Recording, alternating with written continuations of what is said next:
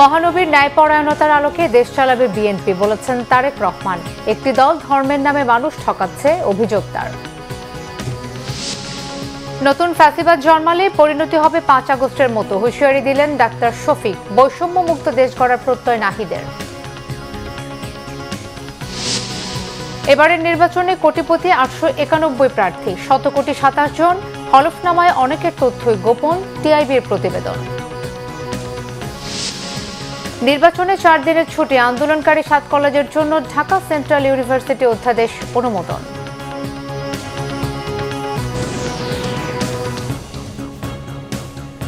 দেখছিলেন crown cement সংবাদ শিরোনাম।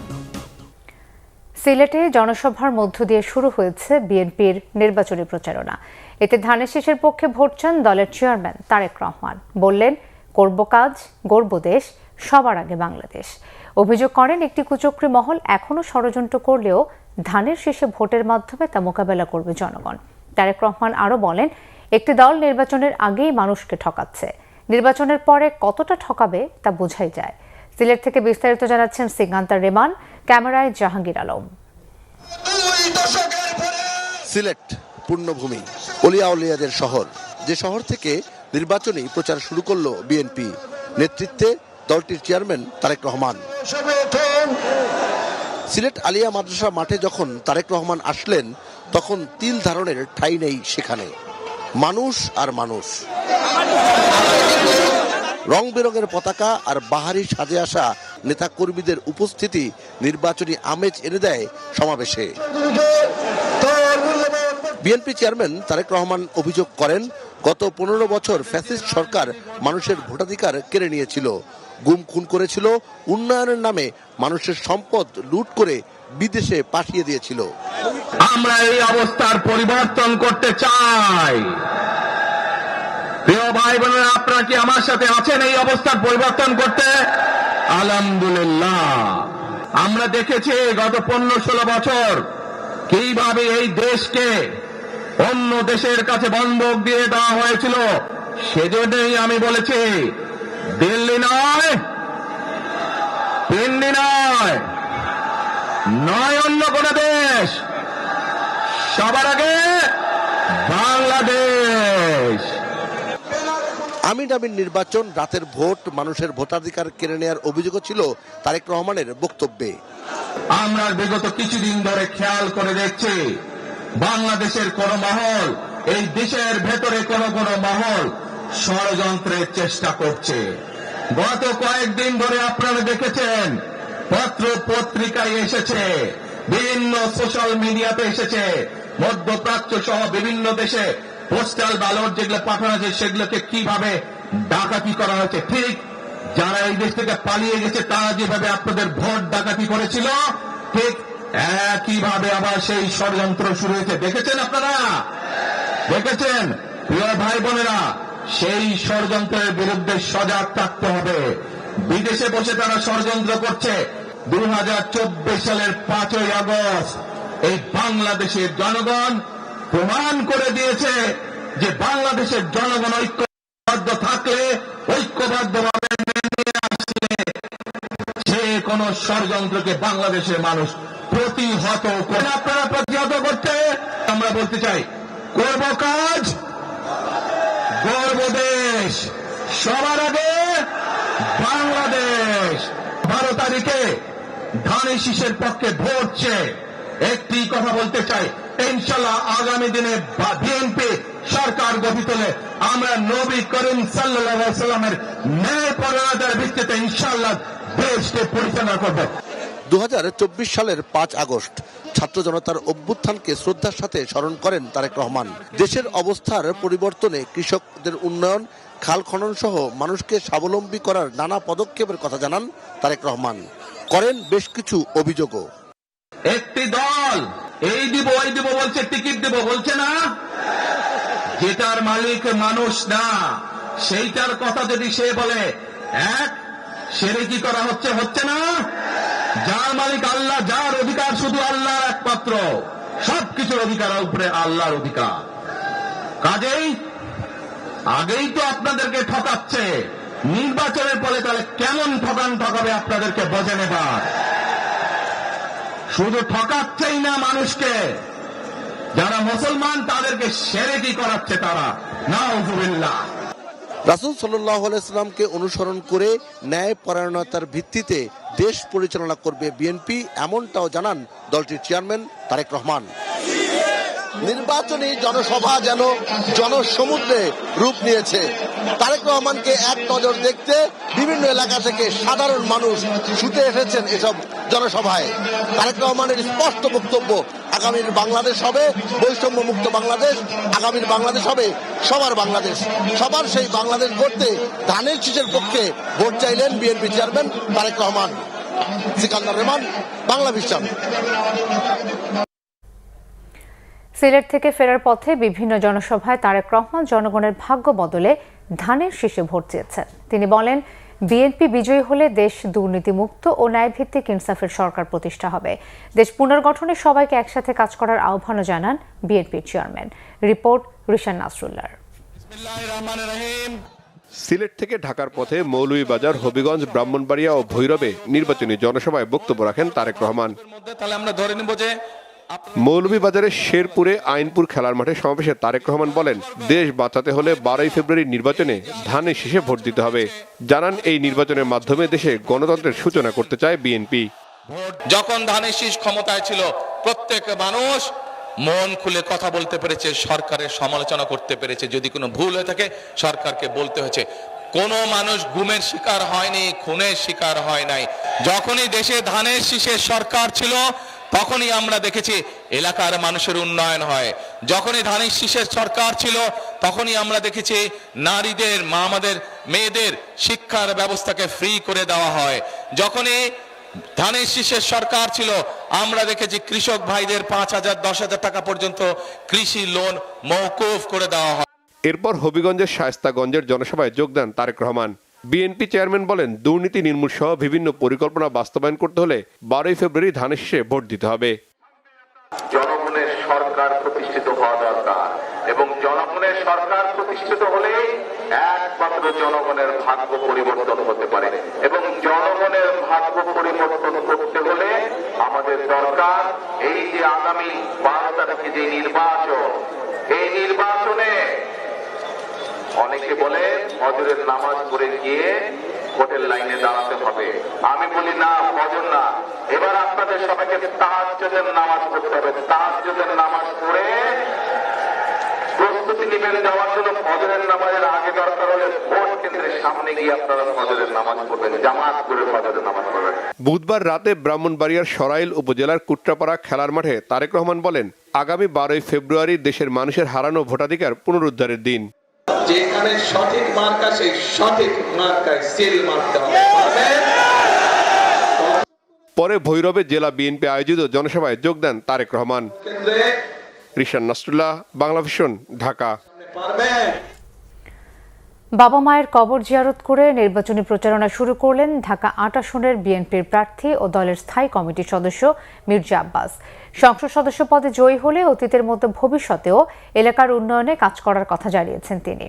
এদিকে নির্বাচিত হলে এলাকার উন্নয়নে সবাইকে নিয়ে কাজ করার কথা জানিয়েছেন ঢাকা ৬ আসনের বিএনপি মনোনীত প্রার্থী ইশরাক হোসেন। প্রচারণার প্রথম দিনেই ঢাকার অন্যান্য আসনেও ব্যাপক গণসংযোগ করেন বিএনপি মনোনীত সংসদ সদস্য প্রার্থীরা, দিচ্ছেন নানান আশ্বাসও। মহিবুল্লাহ মুহিবের রিপোর্টে বিস্তারিত। সকালে শাহজাহানপুরে বাবা মায়ের কবর জিয়ারত করেন বিএনপির স্থায়ী কমিটির সদস্য ও ঢাকা ৮ আসনের প্রার্থী মির্জা আব্বাস। এরপর নির্বাচনী প্রচারণায় বের হন তিনি। শান্তিবাগে উঠান বৈঠক করেন। এরপর শাহজাহানপুর, ঢাকা ৮ আসনের বিভিন্ন এলাকায় নির্বাচনের প্রচারণা করেন বিএনপির এই প্রার্থী। ভোট চান ধানের শীষে। যদি সুষ্ঠু নির্বাচন হয় তাহলে আল্লাহর রহমতে জয়লাভ করব। আমি ভয় পাচ্ছি there is a chance of election engineering. আমি খুব ভয় পাচ্ছি এটা। আমার সঙ্গে একমত নাও হতে পারে, কিন্তু বাস্তবতা হলেই সরকারের একটা অংশ, সবাইকে বলবো না, তারা বিশেষ কিছু প্রার্থীকে, বিশেষ দলের প্রার্থীদেরকে জয়লাভ করানোর জন্য চেষ্টা করবে। সেখানে আমরা ক্ষতিগ্রস্ত হই কিনা আমি জানি না, কিন্তু তারা চেষ্টা করবে। ঢাকা ৬ আসনের কোতোয়ালি থানার ৩৭ নম্বর ওয়ার্ডের বাটার মোড় থেকে নির্বাচনী প্রচারণা শুরু করেন ইশরাক হোসেন। এরপর Victoria park, north Brooke hall road হয়ে বাংলাবাজারের বিভিন্ন এলাকায় গণসংযোগ করেন তিনি। ভোটারদের কাছে ধানের শীষে ভোট চান বিএনপির এই তরুণ নেতা। নির্বাচিত হলে এলাকার উন্নয়নে নিজেকে বিলিয়ে দেওয়ার প্রতিশ্রুতি দেন ইশরাক হোসেন। এখানে যানজটের একটা বিশাল সমস্যা রয়েছে, আমাদের এই এলাকায় জলাবদ্ধতার সমস্যা রয়েছে, আমাদের এলাকায় বায়ু দূষণ, শব্দ দূষণ, পানি দূষণ সহ বহুমুখী দূষণের কারণে বসবাসের একেবারে দিন দিন অযোগ্য হয়ে পড়ছে। আমাদের এই এলাকায় অত্যন্ত সংকীর্ণ এবং সরু রাস্তা হওয়ার ফলে এবং অনেক পুরনো ভবন থাকার ফলে একটা ঝুঁকিপূর্ণ অবস্থার মধ্যে আমরা বসবাস করছি। এই সকল সমস্যা আমরা চিহ্নিত করেছি। আমাদের এর বাইরে শিক্ষা, স্বাস্থ্য এবং দারিদ্র্য বিমোচন, কর্মসংস্থান নিয়ে ব্যাপক পরিকল্পনা রয়েছে। ঢাকা 17 আসনের বিএনপি প্রার্থী দলের চেয়ারম্যান তারেক রহমানের পক্ষে নির্বাচনী প্রচারণা শুরু করেন বিএনপির চেয়ারম্যানের উপদেষ্টা আব্দুস সালাম। মানুষের মৌলিক অধিকার ফিরিয়ে আনতে এবং গণতন্ত্রকে পুনরায় প্রতিষ্ঠা করতে জনগণকে ভোট দেওয়ার আহ্বান জানান তিনি। 12 তারিখের নির্বাচনে আপনারা ভোট সেন্টারে যাবেন এবং ধানের শীষ প্রতীকে তারেক রহমানকে ভোট দিয়ে আপনারা এই ভোটে যাতে দেশে গণতন্ত্র ফিরে আসে, মানুষের মৌলিক অধিকার ফিরে আসে, সেই জন্য আপনারা ভোট প্রয়োগ করবেন। আসন্ন ত্রয়োদশ জাতীয় সংসদ নির্বাচনকে সামনে রেখে ঢাকা 16 আসনে আনুষ্ঠানিকভাবে নির্বাচনী প্রচারণা শুরু করেন বিএনপি মনোনীত ধানের শীষ প্রার্থী ও জাতীয় ফুটবল দলের সাবেক অধিনায়ক আমিনুল হক। মিরপুর 10 নম্বরের সি ব্লক এলাকায় অবস্থিত গ্রিনফিল্ড স্কুল অ্যান্ড কলেজের সামনে থেকে তিনি এই গণসংযোগ শুরু করেন। আমি পরিকল্পনা করেছি এবং সেই পরিকল্পনার বাস্তবায়নের অপেক্ষায় রয়েছি এবং সেই পরিকল্পনার জন্য আমার এই লিফলেট এখানে আমার স্থানীয়ভাবে আমার এই ঢাকা 16 আসনকে কেন্দ্র করে যে ইশতেহার আমি তৈরি করেছি এবং প্রত্যেকটি পরিকল্পনা আমি আমার এলাকার সাধারণ মানুষের সাথে আলোচনা করেছি। ঢাকা 11 আসনে শহীদ পরিবারের সদস্যদের সঙ্গে নিয়ে প্রচারণা শুরু করেন বিএনপি মনোনীত প্রার্থী doctor M A Qayyum. July শহীদদের সঙ্গে নিয়ে আগামী ঢাকা 11 আসনকে মাদক, সন্ত্রাস ও চাঁদাবাজ মুক্ত করার ঘোষণা দেন তিনি। এদিকে প্রথম দিনেই গণসংযোগ শুরু করেছেন ঢাকা 9 আসনে বিএনপি মনোনীত প্রার্থী হাবিবুর রশিদ হাবিব। এলাকার উন্নয়নে এবং সন্ত্রাস মুক্ত এলাকা গঠনে ধানের শীষে ভোট চান তিনি। মুহিবুল্লাহ মুহিব, বাংলা ভিশন, ঢাকা।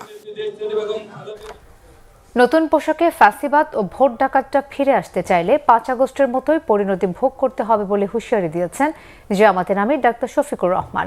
মিরপুরে নিজ আসনে নির্বাচনী প্রচারণার জনসভায় কথা বলেন তিনি। আর সুষ্ঠু নির্বাচন করতে কমিশন ব্যর্থ হলে জনগণকে সাথে নিয়ে আন্দোলনে নামার হুঁশিয়ারি দেন নাহিদ ইসলাম। বিস্তারিত ওমর ফারুকের রিপোর্টে। ভোটের মাঠে সরব উপস্থিতিতে নিজেদের অবস্থান জানান দিল জামাত ইসলামী। মিরপুরে নিজ নির্বাচনী আসনে জনসভার মধ্য দিয়ে নির্বাচনী প্রচারণায় নামলেন দলের আমির ডাক্তার শফিকুর রহমান। রাজধানীর মিরপুরে আদর্শ উচ্চ বিদ্যালয়ের জনসভায় জামাত আমিরের সাথে ছিলেন 10 দলীয় জোটের শীর্ষ নেতারা। প্রার্থীদের হাতে প্রতীক তুলে দেন জামায়াতের আমির। এ সময় এনসিপির আহ্বায়ক নাহিদ ইসলাম বলেন, নির্বাচন সুষ্ঠু হওয়ার বিকল্প নেই। সুষ্ঠু নির্বাচনের জন্য সুষ্ঠু পরিবেশ ও সমান সুযোগ প্রয়োজন। ফ্যামিলি কার্ড দেওয়া হবে, কৃষক কার্ড দেওয়া হবে, আমরা চাই কার্ড দেওয়া হোক, জনগণ সুবিধা পাক, কিন্তু এই কার্ড জনগণ পর্যন্ত পৌঁছাবে তো? 2000 টাকার কার্ড নিতে 1000 টাকা ঘুষ দেওয়া লাগবে না তো? তাহলে ঘুষ, চাঁদাবাজি সেটা যদি আমরা নির্মূল না করতে পারি, এই সকল সুযোগ সুবিধা কি জনগণের কাছ পর্যন্ত পৌঁছাবে? একদিকে বলা হচ্ছে কার্ড দিবে, আরেকদিকে ঋণ খেলাপিদেরকে সংসদে নিয়ে যাওয়ার চেষ্টা করা হচ্ছে। এ সময় জামায়াতের আমির ডক্টর শফিকুর রহমান বলেন, ফ্যাসিবাদ ভিন্ন পোশাকে আমাদের সামনে এলে 5 আগস্টের মতোই একই পরিণতি ভোগ করতে হবে। আর এই দেশে আমরা ফ্যাসিবাদের ছায়াও দেখতে চাই না। ফ্যাসিবাদ এখন যদি নতুন কোনো জামা পরে আমাদের সামনে আসে, 5 আগস্ট যে পরিণতি হয়েছিল সেই নতুন জামা পরা ফ্যাসিবাদের একই পরিণতি। রাজনীতির কাঠামো পরিবর্তন করার আকাঙ্ক্ষায় জনগণ মুখী আছে, এই জন্য জনগণ ভোটে হ্যাঁ বলবে ইনশাআল্লাহ। এ সময় জামায়াতের আমির হুঁশিয়ারি দিয়ে বলেন, জামায়াত ইসলামী চাঁদা নেবে না, কাউকে চাঁদা নিতে দিবে না। সব সহ্য করব, মাদের ইজ্জতের ব্যাপারে বরদাস্ত করব না। ক্ষমতায় গেলে ধর্মবর্ণ নির্বিশেষে সবার ক্ষেত্রে ইনসাফ প্রতিষ্ঠা করা হবে বলেও জানান তিনি। ওমর ফারুক, বাংলা ভিশন, ঢাকা।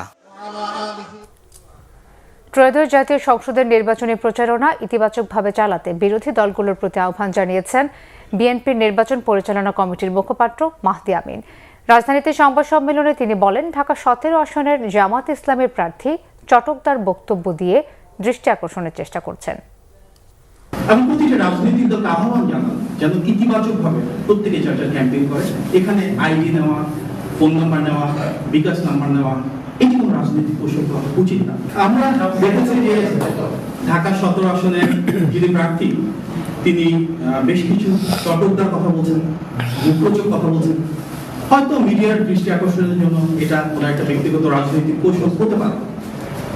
সব সাইজ হয়ে যাবে, ঢাকায় কোনো সিট দেব না, এই ধরনের কথা যেগুলো ইতিমধ্যে ভাইরাল হচ্ছে। 3 নেতার মাজার জিয়ারতের মধ্য দিয়ে আনুষ্ঠানিকভাবে নির্বাচনী প্রচারণা শুরু করেছে জাতীয় নাগরিক পার্টি এনসিপি। সকালে ঢাকা বিশ্ববিদ্যালয় এলাকায় শেরে বাংলা একে ফজলুল হক, হোসেন শহীদ সওরার্দী সহ 3 নেতার কবর জিয়ারত করেন নাহিদ ইসলাম, নাসিরউদ্দিন পাটোয়ারি সহ এনসিপির নেতারা। এর মধ্য দিয়ে দলটি আনুষ্ঠানিক নির্বাচনী প্রচারণা শুরু করে। এরপর কাজী নজরুল ইসলাম ও শহীদ শরীফ ওসমান হাদির কবর জিয়ারত করেন তারা। এনসিপির আহ্বায়ক নাহিদ ইসলাম বলেন, আধিপত্যবাদের বিরুদ্ধে এনসিপি বরাবরই সোচ্চার, ভবিষ্যতেও সোচ্চার থাকবে। বৈষম্যহীন বাংলাদেশ গড়ার প্রত্যয় ব্যক্ত করেন তারা। অভিযোগ করেন, একটি বিশেষ দলের প্রতি পক্ষপাত করছে নির্বাচন কমিশন। নির্বাচনে জয়ী হলে 10 দলীয় জোট সরকার গঠন করবে বলেও জানান তিনি। এদিন এনসিপির প্রচারণা 3 নেতার মাজার থেকে শুরু হয়ে জাতীয় প্রেস ক্লাবে গিয়ে শেষ হয়।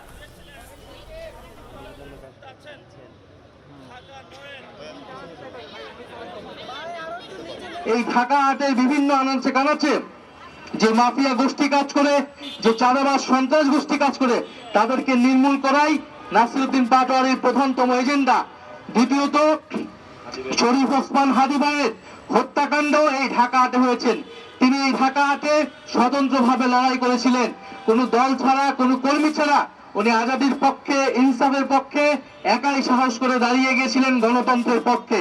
আমরা সেই শরীফ ওসমান হাদি ভাইকে আজকে স্মরণ করছি, ধারণ করছি, এবং এই হত্যাকাণ্ডের বিচারের দাবি এই ঢাকা 8 আসনে নাসিরউদ্দিন পাটোয়ারির অন্যতম এজেন্ডা।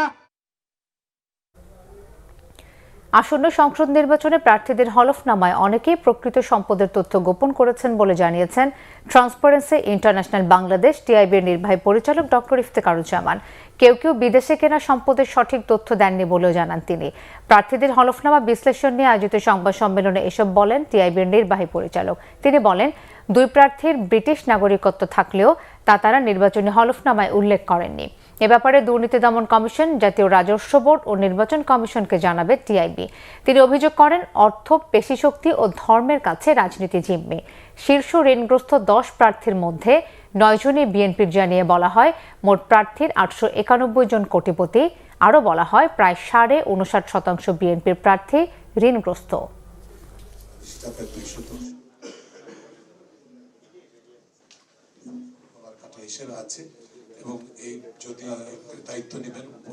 আমাদের রাজনীতিতে অর্থ, পেশি এবং ধর্ম এই 3টে একসাথে একাকার হওয়ার কারণে সুস্থ রাজনীতি কিন্তু এক ধরনের জিম্মি দশার দিকে যাচ্ছে।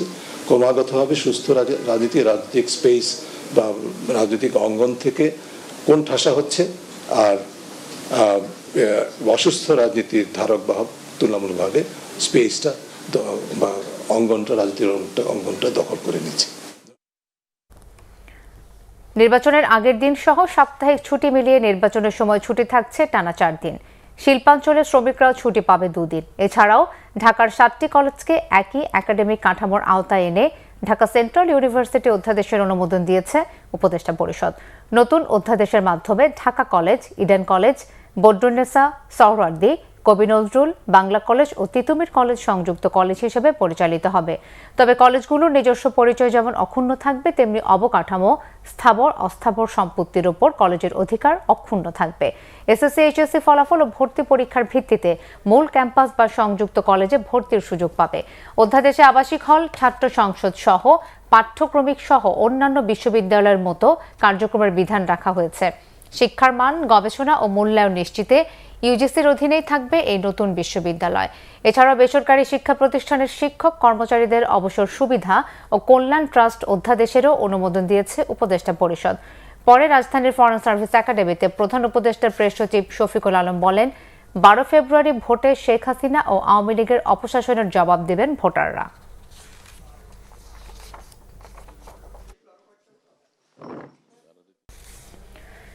আসন্ন জাতীয় সংসদ নির্বাচনে ভোট কেন্দ্র থেকে ব্যালট ছিনতাইয়ের কোনো সুযোগ পাবে না দুষ্কৃতিকারীরা, বলেছেন স্বরাষ্ট্র উপদেষ্টা মোহাম্মদ জাহাঙ্গীর আলম চৌধুরী।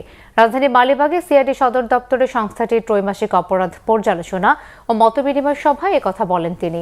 উপদেষ্টা বলেন, অতীতের জাতীয় নির্বাচনগুলোতে প্রতিটি ভোট কেন্দ্রে মাত্র একজন অস্ত্রধারী পুলিশ নিয়োজিত ছিল, কিন্তু এবারই প্রথমবারের মতো প্রতিটি ভোট কেন্দ্রে আইনশৃঙ্খলা বাহিনীর কমপক্ষে 5 জন অস্ত্রধারী সদস্য নিয়োজিত থাকবেন। তিনি আরো বলেন, এবারে জাতীয় নির্বাচন হবে বাংলাদেশের ইতিহাসে সবচেয়ে অবাধ, স্বচ্ছ, নিরপেক্ষ, শান্তিপূর্ণ ও উৎসবমুখর নির্বাচন, যা রোল মডেল হয়ে থাকবে। জাতীয় সংসদ নির্বাচন ও গণভোট 2026 উপলক্ষে সার্বিক আইনশৃঙ্খলা পরিস্থিতি মূল্যায়ন এবং in aid to the civil পাওয়ারের আওতায় মোতায়েন সেনা সদস্যদের সাথে সাক্ষাৎ ও চট্টগ্রাম এরিয়া পরিদর্শন করেছেন সেনাবাহিনী প্রধান জেনারেল ওয়াকারুজ্জামান। বৃহস্পতিবার সকালে চট্টগ্রাম সার্কিট হাউসে ঊর্ধ্বতন সামরিক কর্মকর্তা, বিভাগীয় কমিশনার, বিভিন্ন জেলার আইনশৃঙ্খলা রক্ষাকারী বাহিনী ও অসামরিক প্রশাসনের কর্মকর্তাদের সাথে মতবিনিময় করেন তিনি। এ সময় আসন্ন জাতীয় সংসদ নির্বাচনকে শান্তিপূর্ণ, নিরপেক্ষ ও সুষ্ঠুভাবে সম্পন্ন করার লক্ষ্যে আন্তঃপ্রাতিষ্ঠানিক সমন্বয় এবং সামগ্রিক নিরাপত্তা ব্যবস্থা নিয়ে আলোচনা হয়। জেনারেল ওয়াকারুজ্জামান পেশাদারিত্ব, নিরপেক্ষতা, শৃঙ্খলা, ধৈর্য ও নাগরিক বান্ধব আচরণের মাধ্যমে দায়িত্ব পালনের উপর বিশেষ গুরুত্ব আরোপ করেন। পরে সেনাবাহিনীর প্রধান মোতায়েন করা সেনা সদস্যদের কার্যক্রম সরেজমিনে পর্যবেক্ষণ ও প্রয়োজনীয় দিক নির্দেশনা দেন। চট্টগ্রাম এরিয়া পরিদর্শনকালে general officer commanding army training and doctrine command, commandant, EBRC, adjutant general এবং সেনা সদর ও চট্টগ্রাম এরিয়ার ঊর্ধ্বতন সামরিক কর্মকর্তা বৃন্দের পাশাপাশি বিভাগীয় কমিশনার ও বেসামরিক প্রশাসনের ঊর্ধ্বতন কর্মকর্তারা উপস্থিত ছিলেন। নির্বাচন কমিশন সিনিয়র সচিব আখতার আহমেদ জানিয়েছেন, নির্বাচনকে সামনে রেখে মোবাইল ফাইন্যান্সিং বন্ধ রাখবে না কমিশন, তবে ট্রানজ্যাকশন লেনদেনে সীমাবদ্ধ থাকবে। বিষয়টি এখনও চূড়ান্ত নয় বলে জানিয়েছেন তিনি। বিকেলে আগারগাঁও নির্বাচন ভবনে এই সংক্রান্ত বৈঠক শেষে কমিশনের সচিব বলেন, এবার সাধারণ নির্বাচন ও গণভোটের একসঙ্গে হওয়া ভোট গণনায় দেরি হবে।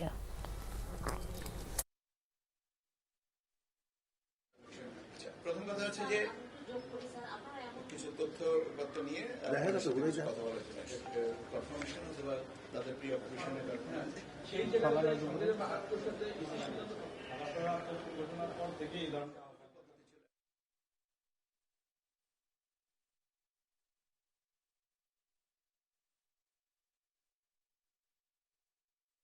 উপরে আজকে আমরা কথা বলেছি এবং some regulatory measures shall be in place.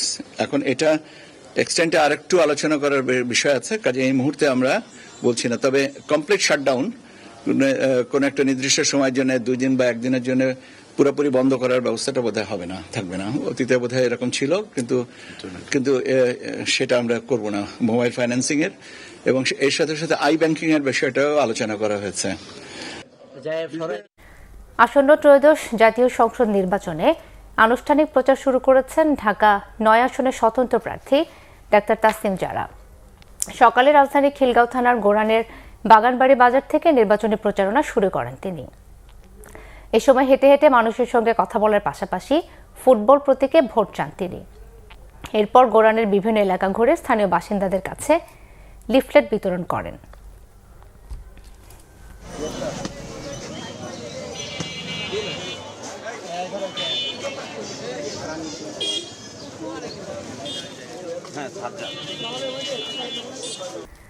নিরাপত্তা ইস্যুতে ভারতের টি-20 বিশ্বকাপ খেলতে না যাওয়ার সিদ্ধান্তে অটল বাংলাদেশ। যুব ক্রীড়া উপদেষ্টা আসিফ নজরুলের মন্তব্য, আইসিসি বাংলাদেশের সাথে সুবিচার করেনি। খেলতে না যাওয়ার সিদ্ধান্ত বাংলাদেশ ক্রিকেট বোর্ডের নয়, সরকারের বলে জানান যুব ক্রীড়া উপদেষ্টা। তবে এখনও শ্রীলঙ্কায় গিয়ে বিশ্বকাপ খেলার আশা ছাড়েননি বিসিবি সভাপতি আমিনুল ইসলাম বুলবুল। মনির হোসেন খানের রিপোর্ট। মুস্তাফিজকে আইপিএল থেকে বাদ দেওয়ায় নিরাপত্তার কারণ দেখিয়ে ভারতে টি-20 বিশ্বকাপ খেলতে অস্বীকৃতি জানায় বাংলাদেশ। এরপর জলঘোলা হয়েছে অনেক। বুধবার আইসিসি বোর্ড মিটিংয়ে ভোটাভুটিতেও বাংলাদেশের দাবি গুরুত্ব পায়নি। আইসিসি সাফ জানিয়ে দেয় বিশ্বকাপ খেলতে হলে বাংলাদেশকে ভারতেই যেতে হবে। বিরূপ পরিস্থিতিতে ক্রিকেটার ও বিসিবি কর্মকর্তাদের সাথে বৈঠক করেছেন যুব ও ক্রীড়া উপদেষ্টা আসিফ নজরুল। জানিয়ে দিয়েছেন ভারতের নিরাপত্তা পরিস্থিতি আগে যা ছিল এখনো তাই আছে, তাই বাংলাদেশও ভারতে না যাওয়ার আগের সিদ্ধান্তে অটল। যেখান থেকে গ্রিভান্সটা, সেই ঘটনা নিয়ে আইসিসি কোনো স্ট্যান্ড নেয় নাই ঠিক মতো। এমনকি ভারত সরকারের পক্ষ থেকে যে আমাদের কনভিন্স করানোর চেষ্টা করা, কোনো রকম যোগাযোগের চেষ্টা করে নাই, কোনো রকম কনভিন্স করার চেষ্টা করে নাই। ফলে আমাদের ডিসিশন পরিবর্তন হওয়ার কোনো রকম স্কোপ নাই। আমরা এখনও আশা করব, আমরা মনে করি আমরা আইসিসি থেকে সুবিচার পাই নাই। আমরা আশা করব আইসিসি আমাদের জেনুইন সিকিউরিটি রিস্কটা সুবিবেচনার সাথে নিয়ে আমাদেরকে শ্রীলঙ্কায় খেলার সুযোগ করে দেবে। ক্রিকেটারদের সাথে আলোচনা করলেও তাদের অভিমত প্রকাশ করেনি যুব ও ক্রীড়া উপদেষ্টা। জানালেন যে সিদ্ধান্ত এসেছে পুরোটাই সরকারের। আমি প্রথমেই বলেছি, ক্রিকেটারদের সাথে আমার যা কথা হবে সেটা আমাদের ব্যক্তিগত ব্যাপার, আমাদের প্রিভিলেজ কমিউনিকেশন। এই যে সিকিউরিটি রিস্কের কথা বিবেচনা করে ভারতে বিশ্বকাপ না খেলা, এটা আমাদের সরকারের সিদ্ধান্ত। বিসিবি সভাপতি আমিনুল ইসলাম বুলবুল এখনও বিশ্বকাপ খেলার আশা ছাড়েননি। বাংলাদেশ খেলতে না যাওয়া ভারতের ব্যর্থতা, দাবি বুলবুলের। যেহেতু এটা হাইব্রিড মডেলটাও হয়েছে বিকজ অফ সিকিউরিটি এবং গভর্নমেন্টের অনীহার কারণে আমরা সেই লাইনেও তাদের আইসিসিকে বলার চেষ্টা করেছি এবং বুঝিয়েছি, কিন্তু তারপরে আমাদের আবেদনকে খারিজ করে দেওয়া হয়েছে। আমরা আবারও চেষ্টা করব আজকে আর কি পথ আছে আইসিসিকে বলা।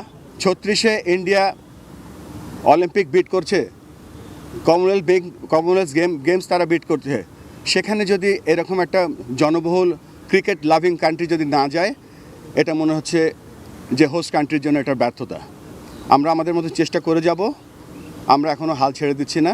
বিশ্বকাপ না খেলে বাংলাদেশের কতটা ক্ষতি হয়েছে তা না ভেবে নিরাপত্তা আশঙ্কায় সম্ভাব্য ক্ষতির হাত থেকে কতটা রক্ষা পেয়েছে তা নিয়ে ভাবার পরামর্শ দেন আসিফ নজরুল। মনির হোসেন খান, বাংলা ভিশন, ঢাকা। সংবাদ শেষ করব গ্রাউন্ড সিমেন্ট শিরোনামগুলো আরো একবার জানিয়ে। মহানবীর ন্যায়পরায়ণতার আলোকে দেশ চালাবে বিএনপি, বলেছেন তারেক রহমান। একটি দল ধর্মের নামে মানুষ ঠকাচ্ছে, অভিযোগ তার। নতুন ফ্যাসিবাদ জন্মালে পরিণতি হবে 5 আগস্টের মতো, হুঁশিয়ারি দিলেন ডাক্তার শফিক। বৈষম্যমুক্ত দেশ গড়ার প্রত্যয় নাহিদের। এবারের নির্বাচনে কোটিপতি 891 প্রার্থী, 100 কোটি 27 জন। হলফনামায় অনেকের তথ্যই গোপন, টিআইবির প্রতিবেদন। নির্বাচনে 4 দিনের ছুটি, আন্দোলনকারী 7 কলেজের জন্য ঢাকা সেন্ট্রাল ইউনিভার্সিটি অধ্যাদেশ অনুমোদন।